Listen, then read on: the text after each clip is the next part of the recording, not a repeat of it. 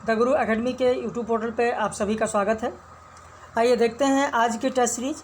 आज 2/6/2023 की test series है। व्हाट्सएप के स्टेटस पर आज यह टेस्ट सीरीज पब्लिश की गई थी। स्टेटस पर लिंक दिया गया था, बहुत सारे लोगों ने डाउनलोड भी कर लिया है। और जो हमारे पेड मेंबर्स हैं जिनको लगातार प्रतिदिन इसी तरीके की टेस्ट सीरीज मिलती है, अभी इस वीडियो के बाद में यह भी बताया जाएगा कि आज की टेस्ट सीरीज में पहला स्थान किसका है, दूसरा स्थान किसका है और तीसरा स्थान किसका है। तो आइए शुरू करते हैं आज के इस टेस्ट सीरीज को। आप इसका डिटेल आंसर देखें। बाकी लोगों ने अपना आंसर व्हाट्सएप पर भेज दिया है, जिनको सुबह 10 बजे ये टेस्ट सीरीज उपलब्ध करा दी गई थी। यदि आप भी हमारे इस चैनल पर नए हैं तो चैनल को ज़रूर सब्सक्राइब कर लीजिए। यह कंपटीशन एकेडमी का सहयोगी चैनल है, द गुरु एकेडमी। मम्मट की उक्ति तद्दोषो शब्दार्थो शगुनावलंकृत्य पुनः क्याप की आलोचना किसने की? तो विश्वनाथ ने आदोषों और आदोषों की आलोचना की, जो इसमें आदोषों शब्द दिया गया। जगन्नाथ ने शब्दार्थों शब्द की आलोचना की। विश्वनाथ ने अलंकृत पुनः क्वापी की आलोचना की। विकल्प है 1 2 2 3 1 3 1 2 3। तो आपका उत्तर हो जाएगा ए। 1 और 2 सही है। विश्वनाथ ने नहीं बल्कि जयदेव ने। कॉपी पेन अगर आपके पास है तो बहुत अच्छी बात है, क्योंकि हमारे जो पेड मेंबर्स हैं उनको पता है, वो कॉपी पेन लेकर बैठते हैं कि जो तथ्य इसमें असत्य होता है उसे बताया जाता है, उसे आप लिख लें। जैसे कि यहाँ पर आपने देखा कि 1 2 सही है, तीसरा गलत है। तो क्यों गलत है? यह कथन किसका है या इसकी आलोचना किसने की? तो जयदेव ने की। तो इसे आप कॉपी पर अगर आपके पास है तो लिख लें, ज़्यादा बेहतर रहेगा। पंडित राज जगन्नाथ की उक्ति रमणीयार्थ प्रतिपादिका शब्द काव्यम में प्रयुक्त रमणीयता शब्द किसके समान है? दंडी द्वारा प्रयुक्त जो इष्ट शब्द है वह भी रमणीयता शब्द के ही समान है। वामन ने जो अपनी रचनाओं में सौंदर्य शब्द का प्रयोग किया वह रमणीयता शब्द के समान है। कुंतक ने जो लोकोत्तर आह्लाद शब्द का प्रयोग किया वह भी रमणीयता के समान है। तो आपका उत्तर हो जाएगा डी। 1 2 3 तीनों सही है। अगला प्रश्न, सगुण अलंकारन सहित दोष रहित जो होई शब्द अर्थ वारो कवित विबुध कहत सब कोई। यह काव्य लक्षण किसने दिया है? आपका उत्तर हो जाएगा ए, चिंतामणि। कई लोगों ने कुलपति भी जो अपना उत्तर भेजा उसमें कुलपति बताया। ध्यान दीजिए, जो कुलपति बता रहे हैं वो ध्यान दें, कुलपति ने ये नहीं कहा है। कुलपति ने जो काव्य लक्षण दिया है वो दिया है कि दोष रहित अरुगुण सहित, दोष रहित अरुगुण सहित कछुक अल्प अलंकार और शब्द अर्थ सो कवित है ताको करो विचार। यह कुलपति मिश्र ने कहा है। अगला प्रश्न देखें, महावीर प्रसाद द्विवेदी का कथन कौन सा है? अंतःकरण की प्रवृत्तियों के चित्त का नाम कविता है। कविता प्रभावशाली रचना है जो पाठक या श्रोता के मन पर आनंदमय प्रभाव डालती है। मनोभाव शब्दों का रूप धारण करते हैं, वही कविता है, चाहे वो पद्यात्मक हो या गद्यात्मक। जिस रचना को पढ़ने से पाठक को कलात्मक आनंद की अनुभूति होती है वह काव्य है या कविता है। अब इसका भी उत्तर कई लोगों ने डी भेजा है, जो कि गलत है। डी नहीं होगा, इसका उत्तर होगा ए, क्योंकि जो यहाँ पर चौथा कथन दिया गया है यह महावीर प्रसाद द्विवेदी का नहीं है, यह है श्याम सुंदर दास का। अब अगर आपके पास कॉपी पेन है, इसीलिए मैं कहता हूँ कि कॉपी पेन लेकर बैठें। किसका कथन है? श्याम सुंदर दास। श्याम सुंदर दास लिख लें। ये जो चौथा कथन है या स्क्रीनशॉट ले लें, श्याम सुंदर दास। या इसको अगर आप डाउनलोड करना चाहें तो स्टेटस पर जाकर देख सकते हैं। स्टेटस पर इस पीडीएफ का लिंक है, वहाँ से आप डाउनलोड कर सकते हैं। आचार्य रामचंद्र शुक्ल किस प्रकार के आचार्य माने जाते हैं? तो आचार्य रामचंद्र शुक्ल रसवादी आचार्य माने जाते हैं। प्रतिभा से हेतु व्युत्पत्ति व्युत्पत्ति व्यास व्यायाम संकार्या उक्ति किसकी है? आपका उत्तर हो जाएगा हेमचंद्र की है। आचार्य भरत ने दृश्य काव्य का उद्देश्य क्या माना है? दृश्य काव्य का उद्देश्य क्या माना है? दुख, शोक तथा थकान से पीड़ित मानव को शांति देने वाला, आर्थिक, राजनीतिक, मनोवैज्ञानिक विद्वानों को राह दिखाने वाला, लोकोपदेशक, धर्म, यश एवं आयुष्य प्रदान करने वाला, मानवों की बुद्धि को तीव्र करने वाला। इसमें भी कई लोगों ने जो अपना उत्तर भेजा है वो भेजा है डी, जो कि गलत है। उत्तर हो जाएगा सी 1, 3, 4, दूसरा नहीं होगा। आचार्य भरत ने दृश्य काव्य का उद्देश्य क्या माना है? तो यहाँ पर आप देख सकते हैं यह माना गया है 1, 3, 4। अगला प्रश्न देखें। कुंतक ने काव्य प्रयोजन के बारे में क्या बताया है? काव्य कृति सभी लोगों के पुरुषार्थ चतुष्टय की प्राप्ति का सरल मार्ग है। काव्य कृति संपूर्ण मानवों के व्यवहार का रम्य साधन है। काव्य कृति आनंदानुभूति रूप चमत्कार उत्पन्न करने वाला है। इसमें कई लोगों के उत्तर सही आए हैं। ए होगा 1 और 2, 1 और 2। यहाँ पर 8 का उत्तर आपका 1 और 2 नहीं होगा, तो कई लोगों के उत्तर सही आए हैं। यहाँ पर उत्तर हो जाएगा बी 2 और 3। पहला क्यों नहीं होगा?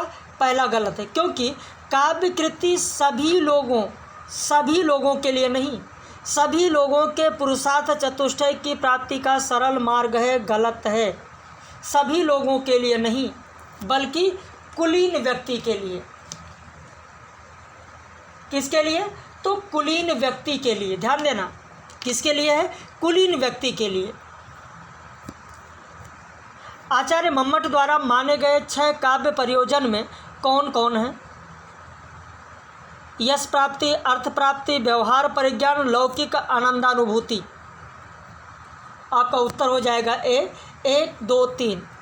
देखिए, जो 6 काव्य प्रयोजन उन्होंने माना है, जिसमें आपने यश प्राप्ति तो देखा ही, अर्थ प्राप्ति भी देखा, व्यवहार परिज्ञान देखा, इसके अलावा 3 जो और हैं वह है अलौकिक आनंदानुभूति। लौकिक नहीं, यहाँ पर लिखा हुआ है लौकिक, इसलिए चौथा नहीं होगा। अलौकिक आनंदानुभूति, अनिष्ट निवारण, कांता सम्मित उपदेश। तो ये 6 काव्य प्रयोजन आचार्य मम्मट द्वारा माने गए। निम्न में से सत्य कथन कौन सा है? गोस्वामी तुलसीदास बाहुसूल निवारणार्थ हनुमान बाहु की रचना की। जगन्नाथ ने यवन कन्या लवंगी से विवाह के प्रायश्चित स्वरूप गंगा लहरी की रचना की। मयूर कवि ने बहन के साप से कुष्ठ रोग से ग्रस्त होने पर सूर्य शतक की रचना कर मुक्ति पाई। उत्तर हो जाएगा डी 1, 2, 3। और इतना ही नहीं, जो साहित्य लहरी है, सूरदास की साहित्य लहरी, सूरदास की जो साहित्य लहरी है, साहित्य लहरी, सूरदास ने साहित्य लहरी किसके लिए लिखा था? सूरदास ने साहित्य लहरी की रचना किसके लिए की? बताइए, आपके कमेंट का इंतजार रहेगा। देखते हैं कितने लोग बताते हैं कि सूरदास ने साहित्य लहरी की रचना किसके लिए की है। कमेंट करके जरूर बताइएगा। एक लहै तप पुंजन के फल जो तुलसी अरुसूर गुसाई, एक लहै बहुसंपत्ति केशो भूषण जो बरवीर बड़ाई। यह पंक्ति किसकी है? तो यह पंक्ति है भिखारी की। ये भी मैंने आज बताया है, आज का जो लेक्चर दिया है अगर आपने देखा होगा तो ये मैंने आज आपको बताया है। निम्न नाटक और नारी पात्रों का सुमेलित जोड़ा कौन सा है? वनलता एक गुण नाटक की पात्र, देवकी चंद्रगुप्त नाटक की पात्र, वासवी अजातशत्रु नाटक की पात्र, चंद्रलेखा विशाख नाटक की पात्र। इनमें से गलत कौन सा होगा? गलत होगा बी, क्योंकि देवकी चंद्रगुप्त नाटक की पात्र नहीं है बल्कि देवकी स्कंदगुप्त नाटक की पात्र हैं। स्कंदगुप्त। अगला प्रश्न, निम्न में से सत्य कथन कौन सा है? चोर निकल के भागा नाटक अशोक वाजपेयी का है, स्वप्न साजिश और स्त्री रचना गीताश्री का है, शताब्दी से शेष कहानी संग्रह पंकज विष्ट का है। विकल्प है 1, 2, 2, 3, 1, 3, 1, 2, 3। तो आपका उत्तर हो जाएगा बी 2 और 3। चोर निकल के भागा नाटक अशोक वाजपेयी का नहीं है, मृणाल पांडे का है। लिख लें, मृणाल पांडे का है। कागज़ कितना भी चिकना लगाओ जिंदगी की किताब खाली ही खाली रह जाती है, उपर्युक्त कथन किसका है? उत्तर हो जाएगा डी, दिनकर का है। कला के सत्य को सिर्फ कलाकृति की भाषा के भीतर ही ग्रहण किया जा सकता है, कथन किसका है? उत्तर हो जाएगा बी, निर्मल वर्मा। निर्मल वर्मा का कला का जोखिम आपने सुना होगा। कला का जोखिम, कला का जोखिम से ही ये कथन है, कला के जोखिम के भूमिका में ही आपको ये मिलेगा, निर्मल वर्मा का। अगला प्रश्न देखें, निम्न में से सुमेलित जोड़ा कौन सा है? प्रश्न संख्या 16। जगन्नाथ दास रत्नाकर समालोचना दर्श, बाबू श्याम सुंदर दास साहित्यालोचन, रमाशंकर शुक्ल रसाल आलोचना दर्श। उत्तर हो जाएगा डी, 1, 2, 3 तीनों सही हैं। छायावादी काव्य की मूल चेतना किसमें अद्वैतवाद के रूप में प्रकट हुई है? अद्वैतवाद के रूप में किसमें प्रकट हुई है? आपका उत्तर हो जाएगा बी, सूर्यकांत त्रिपाठी निराला। बाकी जयशंकर प्रसाद में अगर आप देखें तो आनंद भाव के रूप में प्रकट हुई है। महादेवी वर्मा में अगर आप देखें तो परोक्ष रति के रूप में प्रकट हुई है।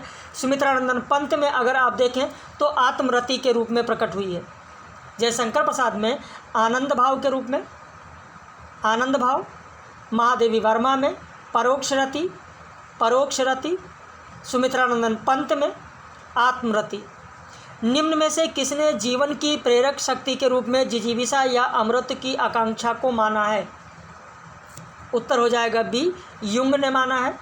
बाकी अगर फ्रायड की बात करें तो फ्रायड ने कामवृत्ति को माना है। फ्रायड ने कामवृत्ति को माना है, कामवृत्ति। एडलर की बात करें तो हीनता की पूर्ति को माना है। कई बार परीक्षाओं में पूछा गया है, हीनता की पूर्ति को माना है। निम्न में से सत्य कथन कौन सा है? मनोविश्लेषणवादी समीक्षा का प्रारंभ इलाचंद जोशी से माना जाता है। इलाचंद जोशी ने एडलर को दैत्य विचारक कहा है। अज्ञे, डॉक्टर देवराज, डॉक्टर नगेंद्र भी मनोविश्लेषणवादी समीक्षक हैं। कौन सा सही होगा? आपका उत्तर है सी, 1 और 3 सही है। इलाचंद जोशी ने एडलर को नहीं,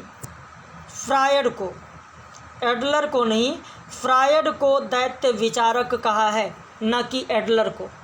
इसलिए 1 और 3 सही है, दूसरा गलत है। टेस्ट सीरीज कैसी लग रही है ज़रूर अपनी प्रतिक्रिया व्यक्त कीजिएगा। प्रश्न कैसे हैं ज़रूर बताइएगा। और अगर आप भी टेस्ट सीरीज ज्वाइन करना चाहते हैं, डेली आपको टेस्ट सीरीज चाहिए, तो आप हमारे इस नंबर पर फ़ोन करके या व्हाट्सएप करके फ़ीस और सारी जानकारी टेस्ट सीरीज की ले सकते हैं। या पूरा बैच अगर आपको ज्वाइन करना है तो उसके लिए भी आप पूरा जानकारी ले सकते हैं, इंक्वायरी कर सकते हैं, जिसमें आपको डेली टेस्ट सीरीज मिलेगा, डेली PDF नोट्स मिलेगा, वीडियो लेक्चर मिलेगा, लाइव क्लास मिलेगी। वस्तुवादी समीक्षक कौन हैं?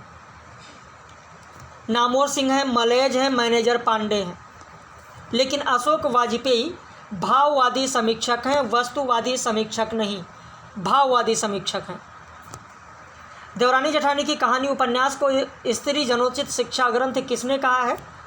आपका उत्तर हो जाएगा बी, बच्चन सिंह ने कहा है।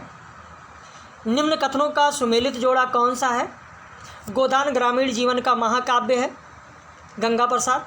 सिलिया तलवार की धार पर धावनो है, बच्चन सिंह। झुनिया बेलारी की मालती है, जगदीश पांडे। उत्तर हो जाएगा सी, 1 और 3 सही है। सिलिया तलवार की धार पर धावनो है, जितेंद्र वत्स ने कहा है। लिख लें, जितेंद्र वत्स। बाणभट्ट की आत्मकथा में चंद्रदिति को बट्टिनी नाम किसने दिया था? उत्तर हो जाएगा बी, निपुणिका ने नाम दिया था। मैला आंचल के पात्र कौन कौन से हैं? वासुदेव, आभारानी, पार्वती, फुलिया। उत्तर हो जाएगा डी, 1, 2, 3, 4 ये सभी के सभी पात्र मैला आंचल के हैं। मानस का हंस में रत्नावली के बारे में गलत कौन सा है? यह वृद्ध कोतवाल की पुत्री थी, दीनबंधु पाठक की बहन थी, तुलसीदास की पत्नी थी। इनमें से कौन सा गलत है? तो ए होगा, पहला और दूसरा गलत है। देखिए, जहाँ तक एक वृद्ध कोतवाल की पुत्री की बात है तो एक वृद्ध कोतवाल की पुत्री रत्नावली नहीं थी, मोहिनी थी, इसलिए पहला गलत। दूसरा, दीनबंधु पाठक की बहन नहीं थी रत्नावली, बल्कि पुत्री थी, इसलिए दूसरा गलत। तो पहला और दूसरा दोनों गलत है। पूछा गया है रत्नावली के बारे में, असत्य कथन है या गलत कथन है कौन सा? तो पहला और दूसरा। तीसरा सही है, तुलसीदास की पत्नी थी। राग दरबारी उपन्यास में बेला किसकी पुत्री है? उत्तर हो जाएगा गयादीन बनिया की पुत्री है। नाटक के 10 रूपक के तहत कौन कौन है? नाटिका, प्रकरण, भाण, ईहा, मृग। उत्तर हो जाएगा बी 2, 3, 4 प्रकरण, भाण और ईहा, मृग। देखिए दो हैं, 10 रूपक और उपरूपक। एक है 10 रूपक और दूसरा है उपरूपक। 10 रूपक में तो 10 भाग हैं, लेकिन उपरूपक में 10 से अधिक भाग हैं। 10 रूपक में आप देखेंगे नाटक है, प्रकरण है, भाण है, ईहा, मृग है, व्यायोग है, समवकार है, डिम है, अंक है, बीथी है, प्रहसन है। जबकि नाटिका 10 रूपक में नहीं है, नाटिका उपरूपक में है। भाई नाटिका है, त्रोटक है, गोष्ठी है, सट्टक है, प्रस्थान है, तो ये सब उपरूपक के तहत आएंगे, 10 रूपक में नहीं है। चरणदास की शिष्या कौन थी? मुक्ताबाई, दयाबाई, साजोबाई। उत्तर हो जाएगा बी 2 और 3, दयाबाई और साजोबाई। प्रयोगवाद को किसने भाषा संबंधी बीहड़ प्रयोगों का अड्डा कहा है? उत्तर हो जाएगा सी, नंद दुलारे वाजपेयी ने कहा है। डॉक्टर नगेंद्र किस पाश्चात्य विचारक से प्रभावित थे? Freud, Richards, Croce. तो आपका उत्तर हो जाएगा डी 1, 2, 3। फ्रायड से भी थे प्रभावित, रिचर्ड से भी प्रभावित थे और क्रोचे से भी प्रभावित थे। खड़ा पैर परंपरा है, चलता पैर आधुनिकता कथन किसका है? उत्तर हो जाएगा आपका हजारी प्रसाद द्विवेदी। अगला प्रश्न देखें, रामविलास शर्मा के सबसे प्रिय कवि कौन है? उत्तर हो जाएगा बी निराला। एक साहित्यिक की डायरी का अध्याय कौन सा है? पहला क्षण, एक लंबी कविता का अंत, वीर कर। कई लोगों ने जल्दबाजी में डी लगा दिया, जबकि इतना साधारण प्रश्न है कि जल्दबाजी ना करें तो गलत नहीं हो। एक लंबी कविता का अंत भी है, वीरकर भी है, पहला क्षण नहीं है। ध्यान दीजिए गलती करने वालों, तीसरा क्षण है, पहला क्षण नहीं है। तीसरा क्षण, पहला अध्याय ही है एक साहित्यिक की डायरी का तीसरा क्षण, पहला क्षण नहीं है। ठीक है जो मुझे पाता है उसका भाग्योदय होता है, किंतु जब मैं पाया जाता हूँ तो मेरी मृत्यु हो जाती है। ये कथन किस रचना का है? आपका उत्तर हो जाएगा सी, अरे यायावर रहेगा याद यात्रा वृत्तांत का। निम्न में से किस निबंध में सोनवानी गाँव का जिक्र है? आपका उत्तर हो जाएगा विवेकी राय का उठ जाग मुसाफिर निबंध में सोनवानी गांव का जिक्र आया है। अगला प्रश्न, मजदूरी और प्रेम निबंध का भाग क्या है? मजदूर की मजदूरी, मजदूरी और कला, मजदूरी और गरीबी, मजदूरी और फकीरी। यहाँ पर भी कई लोग जल्दबाजी में इस प्रश्न का उत्तर गलत कर दिए हैं। उत्तर होगा सी 1, 2, 4। मजदूरी और गरीबी इसमें नहीं है। कल्पलता में संकलित निबंध कौन से हैं? आपका उत्तर हो जाएगा ए 1, 2, 3। आलोक पर्व इसमें नहीं है। कल्पलता में संकलित आलोक पर्व निबंध नहीं है। आलोक पर्व अलग ही निबंध संग्रह है। अगला प्रश्न देखें, भारत दुर्दशा के 5वें अंक किताबखाना में वर्णित 6 सदस्यों की समिति में कवि कितने हैं? 1, 2, 3, 4। आपका उत्तर हो जाएगा ए 1। भाई देखिए 6 हैं, 6 में आप देखेंगे एक कवि हैं, एक महाराष्ट्री हैं, एक बंगाली हैं, एक पत्र के संपादक हैं और 2 देसी लोग हैं, तो कुल 6 लोग हैं। चंद्रगुप्त नाटक के बारे में सही कथन कौन सा है? इसमें 3 ऐतिहासिक घटनाओं का वर्णन है। इसमें देवसेना बंधु वर्मा की बहन है, सुहासिनी सक्टार की कन्या है। इसे भी कई लोगों ने जल्दबाजी में गलत करके डी लगा दिया है। उत्तर हो जाएगा सी 1 और 3। जल्दबाजी करने वालों ध्यान दो, देवसेना बंधु वर्मा की बहन चंद्रगुप्त नाटक में नहीं है, स्कंदगुप्त नाटक में है। स्कंदगुप्त नाटक में है, चंद्रगुप्त में नहीं। 1 और 3 होगा, 1, 2, 3 नहीं। अंधा युग नाटक के पात्र कौन है? व्यास, बलराम, संजय। उत्तर हो जाएगा डी 1, 2 और 3। सिंदूर की होली नाटक का पहला दृश्य का समय क्या है? उत्तर हो जाएगा सुबह 9 बजे। आधे अधूरे नाटक में सावित्री के लिए कुकू शब्द किसने प्रयोग किया है? महेंद्रनाथ, सिंघानिया, जगमोहन, जुनेजा। उत्तर हो जाएगा सी, जगमोहन। इस प्रश्न को तो कई सारे लोगों ने गलत किया। कुछ लोगों का मैसेज भी आया कि सर मैंने कभी नहीं सुना, कभी नहीं देखा। तो इस चीज़ का ध्यान रखें। ये भी चीज़ें जो दी जा रही है एकदम ऑथेंटिक दी जा रही है, जो किताबों में दिया गया है सिर्फ वहीं से प्रश्न कराया जा रहा है। ऐसा नहीं है कि किसी गाइड से कराया जा रहा हो। ऑथेंटिक जो मूल किताब है उन्हीं मूल किताबों से ही आप लोगों को कराया जाता है। तो मूल किताबों से ही कराया गया है, इस चीज़ का ध्यान रखिएगा। अच्छा, कुकू शब्द, हाँ एक किसी ने मैसेज भी किया था कि सर कुकू शब्द हम ढूंढ रहे हैं, कहीं मिल ही नहीं रहा है। मेरे पास आधे अधूरे किताब है। अगर आधे अधूरे आपके पास किताब है तो आपको बताएं, शायद ये कुछ पृष्ठ संख्या आपको बता देते हैं। अगर मूल किताब आपके पास है तो ये लगभग वही 85 से लेकर और 95 इसी के बीच ये पृष्ठ संख्या है। 85 पृष्ठ संख्या 85 या 95 के इसी के बीच में है।